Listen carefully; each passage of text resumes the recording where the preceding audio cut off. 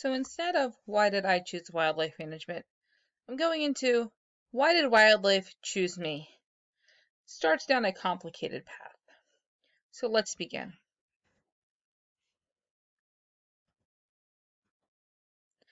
We start with my early adventures in birding.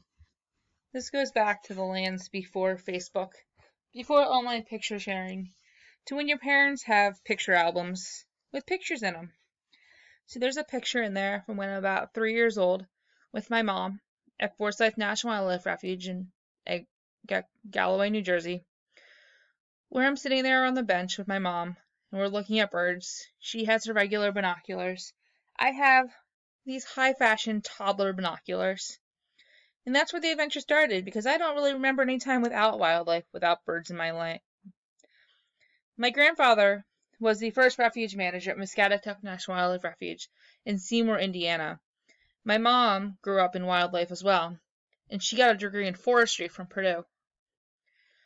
We were visiting my grandfather when I was about 3 or 4, and he goes, "Let's go out in the woods." So we went out to one of the edges, and he made a noise, and next thing I know, a whippoorwill came screaming at my head and almost attacked my 3-foot high self.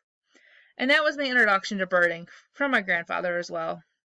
So from there, things we can just say kind of went downhill. When I lived in New Jersey, I used to take my kayak out a lot in the back bays where I could enjoy wildlife and be very tranquil. And, well, I didn't take a whole lot of pictures because I was afraid of losing my phone or my camera or whatever electronic devices I had. So instead, it'd be me and my kayak, and I'd see the cormorants, the ospreys, occasionally a dolphin or two. But it was just a time to tranquil and enjoy the wildlife around me. As much as I enjoy hiking and kayaking and being out with the native species, it's also fun and enjoyable to go see captive animals in the zoos and aquariums such as the Bronx Zoo and the New England Aquarium in Boston. From there, I can see penguins getting fed, giraffes, the friendly sea lions, the animals that we don't normally see on a daily basis. And it reminds you of why you conserve species, why we don't pollute, why we want to protect other areas. And it spreads this enjoyment to people that don't have the luxury of having $200 binoculars or a credit card that can take them on a flight just to see the birds that you want to see. Brings it to the masses. Which then brings us to the Maine Wildlife Park. The Maine Wildlife Park is incredibly cheap to get into. It's run by the Maine Department of Inland Fisheries, and it's all native species that, for one reason or not, ended up in the hands of the state. For the masses to be able to see them, they're non-releasable, and it makes you realize why we do what we do. So we have the moose, the bobcats, and the porcupines, all of which are native species, but you don't normally see on a regular basis. That brings us to the Loon Firehouse in a Box. I don't have the video still, that was 3 phones ago, but my fiance walked out of the firehouse one morning to find a loon just chilling in a box outside the firehouse. It had been injured, it couldn't fly. So he ended up calling my work. We had a game warden give him a call. He ended up putting the loon in the box in his truck and drove it over to the local rehab center, which happened to be the next town over. The part that we're missing out of this adventure is when the loon managed to get out of the box in the truck. You never know what's going to happen in the loon in a box at a firehouse. My undergrad was spent at the University of Connecticut, where we took a trip all the way out to South Dakota and back. This was a group of all of us. This was 15 years ago. But it was probably one of the best times in my life. We learned about species firsthand that people never even heard of, let alone seen firsthand. You understood more about the relationships between habitats and species, such as the Kirtland's warbler and the jack pine forest. We saw the whooping crane programs in Wisconsin. We saw the Niagara Falls. We went to the Indiana Dunes. You just see so much stuff that you realize this is why we do what we do. This is why we study what we study.